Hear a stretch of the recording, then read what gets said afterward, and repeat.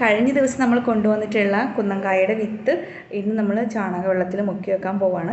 അതിന് വേണ്ടിയിട്ട് ചാണകമൊക്കെ എടുത്തു.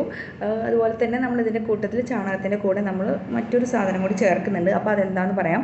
ഇതിൻ്റെ കൂടെ കൊച്ച് നിൽക്കുന്നുണ്ട് കേട്ടോ. അവളാണ് പൈപ്പ് വെള്ളം പിടിച്ച് തരുന്നത്, കഴുകാനും എല്ലാം ആൾക്ക് ഭയങ്കര താല്പര്യമാണ്.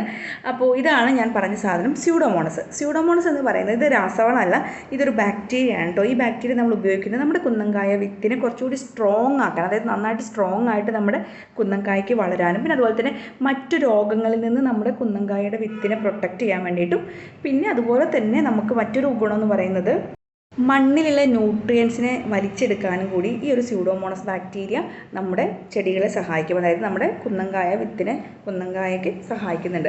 അപ്പോൾ അതുകൊണ്ട് തന്നെ നല്ല സ്ട്രോങ് ആയിട്ട് ഇവർക്ക് വളരാൻ സാധിക്കും. അപ്പോൾ നമ്മളിവിടെ ആദ്യം അതിൻ്റെ വിത്തിനകത്ത് ഒന്ന് വൃത്തിയാക്കാനുണ്ട്.